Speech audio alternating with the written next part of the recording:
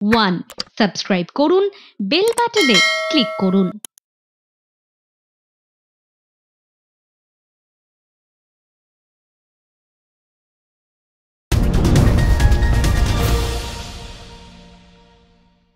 কখনো চীন, কখনো পাকিস্তান, কখনো আবার মালদ্বীপ, পড়শি দেশের সঙ্গে বারংবার ভারতের সম্পর্কের দীর্ঘ টালবাহানা আমরা দেখেছি।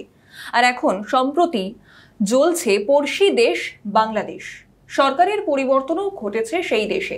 এখন এই প্রেক্ষাপটে ভারত বাংলাদেশের সম্পর্ক ঠিক কোন দিকে মোড় নেয়, সেই সমস্ত প্রশ্ন নিয়ে থাকবো আজ ক্রস কিউয়ের এই পর্বে। নমস্কার, ক্রস কিউয়ের আরো একটি নতুন পর্ব নিয়ে আজ আমি অমৃতা রয়েছি আপনাদের সঙ্গে, এবং আজ ক্রস কিউয়ের এই পর্বে আমাদের সঙ্গে এসে উপস্থিত হয়েছেন বিজেপি মুখপাত্র তথা অধ্যাপক দীপঙ্কর সরকার। দীপঙ্কর দা, আপনাকে স্বাগত ক্রস কিউয়ের এই পর্বে। আমাদের সঙ্গেই রয়েছেন আমার senior programme producer Atanu Chakraborty. আমাদের সঙ্গে রয়েছেন আমার সহ সঞ্চালক সৈকত সাহা। দাদা, দেখলাম বাংলাদেশ কদিন আগে বিরাট উত্তাল হলো। শেখ হাসিনা দেশ ছেড়ে তাকে চলে যেতে হলো। বাংলাদেশ নিয়ে কেন্দ্রের স্ট্যান্ড পয়েন্ট কী? দেখুন, বাংলাদেশ নিয়ে কেন্দ্রের স্ট্যান্ড পয়েন্টকে আমাদের স্বরাষ্ট্রমন্ত্রী, বিদেশমন্ত্রী এস জয়শঙ্কর, তিনি বিদেশ দপ্তরের সচিব ছিলেন এবং তিনি বিদেশ দপ্তরের সম্পর্কে দীর্ঘদিন ধরে যুক্ত, আজকের নয়। তিনি নির্দিষ্ট পরিমাণে পার্লামেন্টে দাঁড়িয়ে দুটো পক্ষেই বক্তব্য স্পষ্ট করেছে সরকারের। দেখুন, পড়শি দেশের মধ্যে গিয়ে তো আমরা এমন কিছু করতে পারি না, এমন কোনো আমাদের ভারতের বিদেশ নীতির পঞ্চশীল নীতি, যে বিদেশ নীতির মাধ্যমে ভারতের বিদেশ নীতি পরিচালিত হয়, সেই পঞ্চশীল নীতির একটা নীতি হচ্ছে গিয়ে ভারত কোনো সময় অন্য দেশের অভ্যন্তরীণ বিষয়ে হস্তক্ষেপ করবে না। কিন্তু বাংলাদেশের ব্যাপারটা, বাংলাদেশের বর্ডারটা যদি আপনি দেখেন, বাংলাদেশের 4000 কিলোমিটারের মধ্যে পশ্চিমবঙ্গের বর্ডার 2200 কিলোমিটার, এবং বাংলাদেশ বিশ্বের মধ্যে এমন একটা দেশ, তার ভৌগোলিক অবস্থান, কোনো দেশ এরকমভাবে ভারতের পেটের মধ্যে বাংলাদেশের অবস্থান যদি আমরা বলা যায়, এবং পেটের মধ্যে যদি কোনো অসুবিধা হয়, পেটে যদি ফোড়া হলে যে অবস্থার সৃষ্টি হয়, বাংলাদেশে যদি রাজনৈতিক কোনো ঘটনা ঘটে, মানুষের শরীরে যেমন অবস্থা হয়, ভারতবর্ষে কিন্তু সেই অবস্থা। সেটাকে যেমন আপনি বাদ দিয়ে দিতে পারবেন না শরীরের অঙ্গ থেকে, ঠিক সেভাবেই সেটাকে অস্বস্তিকর হলে আপনি জীবনে বেঁচে থাকা আপনার মধ্যে হয়। সেই জন্য ভারতের বিদেশ নীতির ক্ষেত্রে আমি রাষ্ট্রবিজ্ঞান অধ্যাপক হিসেবে যেটা অনুধাবন করেছি, এবং বাংলাদেশ নিয়ে আমার এত বছরের গবেষণার পরিপ্রেক্ষিতে যে অনুধাবন আপনাদের কাছে, যে এটাকে নিয়ে রাজনীতির জায়গা নয়, কিন্তু বাংলাদেশে আজকে সংখ্যালঘুরা যারা আছে 1,31,00,000, তাদের অবস্থানটা কী হবে আমরা প্রতিদিন প্রতি মুহূর্তে দেখছি। দেখুন, ভাইরাল ভিডিও বলে কোনো কথা নেই, বাস্তব ঘটনা মানতে হবে। কারণ আমাদেরও আত্মীয় স্বজন, আমার নিজের আত্মীয় স্বজন, আপনার নিজের আত্মীয় স্বজনও এখনও ওখানে আছেন, আপনি অস্বীকার করতে পারবেন না। এখানে আমরা যারা আছে তারা খুঁজলেও তাদের পাতায় লতায় অনেকের আত্মীয় স্বজন আছে, এবং প্রতি মুহূর্তে আপনিও আপনার ফোনটাকে রাতের বেলা ধরে খবর নেওয়ার চেষ্টা করছেন তারা কেমন আছে, এবং সেখান থেকে আপনি জানতে পারছেন যে সমস্ত নৃশংস ঘটনা ঘটেছে। হতে পারে একটা সরকারের পরিবর্তন, এক ভারতের বন্ধু সরকার ছিল যিনি, হতে পারে ভারতের পরে রাগ হতে পারে, কিন্তু তাই বলে নিরপরাধ, নিরস্ত্র, নিরন্ন, দরিদ্র, হতদরিদ্র লোকগুলো যারা 14 পুলিশের ভিটে বাড়ি নিয়ে ওই এলাকায় বসবাস করেছে, যারা শুধুমাত্র মায়ের সাতখা বোনের সিঁদুরকে বাঁচানোর জন্য দেশ ছেড়ে আসেনি, সেই লোকগুলোর উপরে এরকম অত্যাচার করছে, এটাকে তো মেনে নেওয়া যায়। ঠিক এইখান থেকেই প্রশ্ন, তারা যদি ভারতবর্ষে আসে তাদের তো আশ্রয় দেবেন? দেখুন, একটা কথা, যে 1,31,00,000 হিন্দুদেরকে ভারতবর্ষে রাখার মতন পরিকাঠামোর জায়গা ভারত সরকার আছে কি না, বা পার্শ্ববর্তী রাজ্য পশ্চিমবঙ্গ আমাদের প্রধান রাজ্য, যারা 2200 কিলোমিটার বর্ডার শেয়ার করে, তারা আছে কিনা সেটা নিয়ে একটা ভাবার ব্যাপার। কিন্তু অনুপ্রবেশের আশঙ্কা করছে বিএসএফ। তাহলে অনুপ্রবেশ যদি হয়, তাহলে তো 1 কোটি না হলেও 50 লক্ষ মানুষ যদি ঢুকে পড়ে, তাহলে কি সেটা ভালো হবে? একদম ভালো হবে না, কোনো রকমভাবে ভীষণ বিপজ্জনক হবে। আজকে রাস্তায় হকারের জন্য যেতে পারছেন না, কালকে গিয়ে লোকের জন্য যেতে পারবেন না, কোনোভাবেই এটাকে সম্ভবযোগ্য নয়। তাই বলে কি আমরা তাদেরকে মরণের কাছে ঠেলে দেবো, সেটাও নিয়ে ভাবার একটা প্রশ্ন আমি আপনার মাধ্যমে সকলের কাছে রাখতে চাই।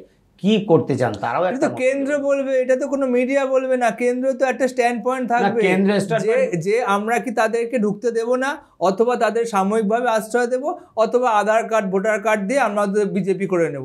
সেটা কোনটা? না, কোনোটাই এই অবস্থানে এখনো সরকার স্পষ্ট করেনি, আর আমি আমার দলের মুখপাত্র হিসাবে এ ব্যাপারে স্পষ্ট করার জায়গায় নেই। কারণ পার্লামেন্টে এই বিষয়ে যখন আলোচনা হয়েছে, সমস্ত রাজনৈতিক দল, ভারতবর্ষের গণতন্ত্রের এটা একটা সুখকর দিক যে ভারতবর্ষের সমস্ত বিরোধী রাজনৈতিক দল কেন্দ্রীয় সরকারের এই অবস্থানকে তারা বলেছে আপনাদের সাথে আছি, আমরা সমর্থন করছি, আমরা আলোচনা করছি। নিশ্চয়ই এখানে বিজেপির বিষয়টা নয়, সমস্ত রাজনৈতিক একেবারে আমরা মমতা বন্দ্যোপাধ্যায় সমর্থন করছেন, অর্থাৎ বিভিন্ন রাজ্যগুলি সমর্থন করছে আমরা দেখেছি। কিন্তু সেই জায়গায় দাঁড়িয়ে একটা প্রশ্ন, ঠিক এই সময়টা যখন শেখ হাসিনা তিনি দেশ ছাড়লেন, সবাই বলছিলেন যে ইন্দিরা গান্ধীর নীতিটা যদি আবার ফিরে আসতো, অর্থাৎ ইন্দিরা গান্ধীর নীতির মতো যদি এখন মোদী নীতি চালু হতো তাহলে বোধহয় ভালো হতো। বিজেপি মুখপাত্র হিসেবে কি বলবেন? একদম, তখনকার দিনে ভাবতে হবে, তখনকার দিনে বিশ্বে 37টা মুসলিম কান্ট্রি ছিল, আজকের দিনে দাঁড়িয়ে 64টা মুসলিম কান্ট্রি। তখনকার দিনে আইএস বলুন, এই তালিবান বলুন, এইরকম জঙ্গি সংগঠন তখন বিশ্বে ছিল না। তখনকার মুসলিমরা আজকের দিনের যত উগ্রপন্থী যে শাসন ব্যবস্থা, তখনকার দিনে সেই ব্যবস্থা ছিল না। দ্বিতীয় একটা পয়েন্ট, তখনকার বাংলাদেশের জনসংখ্যা মাত্র ছিল 7 কোটি, আজকে বাংলাদেশের জনসংখ্যা 20 কোটি। তখনকার দিনে আপনি মুক্তিযুদ্ধ সৈন্যবাহিনী ট্রেনিং দিয়ে পাঠাতে পেরেছিলেন, আজকের যুগে সেই সৈন্যবাহিনী পাঠাতে পারবেন না। 20 কোটি জনসংখ্যার বিরুদ্ধে একটা দেশের জনসংখ্যা গিয়ে লড়াই করার কারণ সেখানে গণতান্ত্রিক প্রীতি এবং নাগরিক সমাজের মুখপাত্র যারা আছে তাদের বাড়ি ঘর দৌড় পুড়িয়ে শেষ করে দিয়েছে, তাদের জীবনযাত্রা ইতিমধ্যেই শেষ। এখানে একটা প্রশ্ন আমি একটু করতে চাইবো প্লিজ। আপনার পরিচয় বিজেপি মুখপাত্র এবং একাধারে আপনি একজন অধ্যাপক, সেই জায়গায় আপনি ছাত্র আন্দোলন দেখেছেন আপনার কলেজ বিশ্ববিদ্যালয়ের বিভিন্ন জায়গায়, কিন্তু বাংলাদেশের যে ছাত্র আন্দোলন আমরা দেখলাম সেটা কি আদতে ছাত্র আন্দোলন না মদতটা অবশ্যই পেছনে কারণ? দেখুন, আজকে আমি এখানে বসে আছি আমার মূল উত্থান ছাত্র রাজনীতি দিয়ে। আজকে আমি আমার এই জীবনে আমি ছাত্র সিআর থেকে শুরু করে আজ পর্যন্ত যা হচ্ছে প্রতিটা ছাত্র আন্দোলনটা আমার শরীরের যে দাগগুলো আছে, মাথায় যে ক্ষতগুলো আছে, যে যতগুলো কেস আছে, পুরোটাই ছাত্র আন্দোলন দিয়ে, ছাত্র আন্দোলনের জীবন দিয়ে করেছি। এই ছাত্র আন্দোলন কিছু ছাত্র সামনে ছিল, কিন্তু বাংলাদেশের মৌলবাদের পরিস্থিতি ব্যাখ্যা করতে গেলে শেখ হাসিনার তার রাজনৈতিক ভুল সিদ্ধান্ত বা সিদ্ধান্তকে তিনি অনুধাবন করতে পারি না বলে, কারণ তিনি যে বেসরকারি বিশ্ববিদ্যালয়গুলো করে দিয়েছিলেন তার আমল হয়েছিল। বোঝার বিষয় আছে সেই সব বেসরকারি বিশ্ববিদ্যালয়গুলো যে কওমি মাদ্রাসা ছিল, সেই কওমি মাদ্রাসাকে স্বীকৃতি দিয়ে দিল, 521টা কওমি মাদ্রাসাকে। বোঝার প্রেক্ষাপটে বুঝতে হবে। যার অনেকেই এই আলোচনাটা আজকে আমি আপনার এখানে করছি, কোনো মিডিয়ায় এই আলোচনা উঠেছে কিনা সন্দেহ আছে। 521টা কওমি মাদ্রাসা ছিল। শেখ হাসিনা ক্ষমতা আসার পর জামাত ইসলামে চাইছিল কওমি মাদ্রাসার স্বীকৃতি দেওয়া, তখন কিন্তু তার আগে যে আমি বলবো যে খালেদা জিয়া সরকার কওমি মাদ্রাসায় স্বীকৃতি দেয়নি, হাসিনা স্বীকৃতিটা দিল। এবং কওমি মাদ্রাসায় যেই স্বীকৃতি হয়ে গেলো, কওমি মাদ্রাসায় যে পড়ানোগুলো হয় সেগুলো কোনোভাবেই আধুনিক শিক্ষা ব্যবস্থা পড়ানো না, সেখানে জ্বালাও পোড়াও রাজনীতিকে শিক্ষা দেওয়া হয়। 521টা মাদ্রাসাকে স্বীকৃতি দিল। সেই মাদ্রাসার শিক্ষক যারা এলো তারা পাশ করে গিয়ে বিশ্ববিদ্যালয় বেসরকারি বিশ্ববিদ্যালয় ভর্তি হয়ে গেল। বেসরকারি বিশ্ববিদ্যালয়ে 3 বছর পড়ার পরে তারা সমসাময়িক পরীক্ষা দেওয়ার সুযোগ পেয়ে গেল, ফলে তাদের চাকরিতে অগ্রাধিকার হয়ে গেল। বাংলাদেশের অনেক জঙ্গি জেল থেকে বেরিয়ে গেছে, সেটা কি ভারতের জন্য আশঙ্কিত? একদম। আমার ওয়াইফের ফ্যামিলি এখনও আছে গুলশান এলাকায়, যে সমস্ত বাড়ি যারা ওই জেল ফেলার আসরে, দেখুন ওদের তো খাবার দাবার কিছু ছিল না, একেবারে জেলে ছিল, তাদের বাড়ি ঘর ধরে অনেকের নেই, তাদের টাকা পয়সা নেই, তাহলে এই বাজারে তাদের টাকা পয়সা জোগাড় করতে কোথায় পাওয়া যাবে? তাহলে ডাকাতি, একবারে গণ ডাকাতি। পুলিশ কর্মবিরতিতে, কোনো পুলিশ রাস্তায় নেই, পুলিশকেই পিটিয়ে মেরেছে, পুলিশ কর্মবিরতি, তার মানে থানা বন্ধ, মিলিটারি কোনো জায়গায় কিছু করছে না, ফলে স্থানীয় প্রশাসন বলে কিছু নেই। এমএলএ এমপি মন্ত্রী যারা ছিল তারা সব, তাহলে পুরো জায়গা ফাঁকা। জেল থেকে বেরিয়ে তারা ওখানে পুরো গণডাকাতি শুরু করে দিয়েছে এবং তারা আজকেও আশঙ্কা প্রকাশ করেছে। ফলে ওদের পালিয়ে আসার জন্য ভারতকে ব্যবহার করা সহজ, এবং পালিয়ে আসাটা আপনি তো জানেন যে 22,000 কিলোমিটারে বিএসএফ হাতে হাত ধরে করে দাঁড় করে থাকবে না, কারণ হাতে হাত ধরেও দাঁড়িয়ে থাকলে হাতের তলা দিয়ে গলে যেতে পারে। আমাদের এই 22টা এখনো 74টা চেকপোস্ট তৈরি করতে পারিনি, কাঁটাতারের পিলার লাগানো রয়েছে। লজ্জা, হ্যাঁ একদম লজ্জা। 15 বছরের লজ্জা, 10 বছর প্লাস। হ্যাঁ, আপনি 15 বছরের লজ্জা। আমার রাজ্যের জমিটা দেবে রাজ্য সরকার, 74টা চেকপোস্ট তৈরি হয়নি, প্লাস বিস্তীর্ণ সুন্দরবনের জলে এলাকা, বনের জলে জঙ্গল, এটাকে মারতে তো আপনার হবে।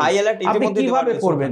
আপনি কাকদ্বীপে যদি যান, সুন্দরবনের বিস্তীর্ণ অঞ্চল দিয়ে, আপনি সেখানে জমিই নাই, সেখানে কাঁটাতারের বেড়াই নাই, তো একটা জঙ্গি যে জেল ফেরত আসে সে তো জানি গুলি খেলে মরলে তো এখানেও মরবো, যদি পালিয়ে ভারতে ঢুকতে পারি তাহলে হয়ে যাবে। সেজন্য খুব আপনি বাংলাদেশের অবস্থা এ রাজ্যেও হবে বলছে আপনাদের নেতা দিলীপ ঘোষ।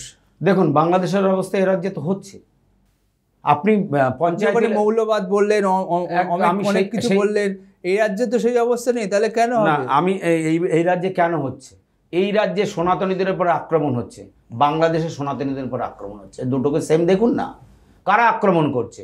যারা কিনা উগ্রতাবাদে বিশ্বাসী, যারা এই যে আমি বারবার বলছি তুলসী তলায় যারা প্রদীপ দেয়, তারাও এদেশে এবার আপনি জানেন লোকসভা ইলেকশনের পর বিভিন্ন গ্রামে যখন ভোট হয়েছে, আপনি এখানে অস্বীকার করতে পারবেন না, ঘোষপাড়ায় গিয়ে মন্দিরের সামনে গিয়ে ঘোষপাড়ায় রাস্তার বাইরে যেখানে ভোট দিতে যাবে সেই রাস্তায় দাঁড়িয়ে বলেছে তোমাদের ভোট দিতে যাওয়ার দরকার নেই। সে তৃণমূল হোক, সিপিএম হোক, বিজেপি হোক, হিন্দু এলাকা থেকে তাকে বেরিয়ে ভোট দিতে দেয়নি। বাংলাদেশে তাই হিন্দুর বাড়ি পড়ছে, এখানেও হিন্দুর বাড়ি পড়ছে। দিলীপবাবু কথাটা একদম খারাপ বলেনি। এবং আজকে আপনি তারিখ দিয়ে লিখে রাখুন, আগামী দিন এই আপনার চ্যানেলে আপনিও বসে বলতে বাধ্য হবেন আগামী 10 বছর পরে যে দিলীপবাবু ঠিক বলেছিলেন, দীপঙ্কর বাবু আপনার কাছে ঠিক বলে। একেবারে আমরা আলোচনায় থাকবো, দীপঙ্কর দা অবশ্যই আলোচনায় ফিরবো, তবে সময় এই মুহূর্তে একটা ছোট্ট বিরতি, দ্রুত ফিরছে বিরতি নিয়ে, সঙ্গে থাকবেন প্লিজ।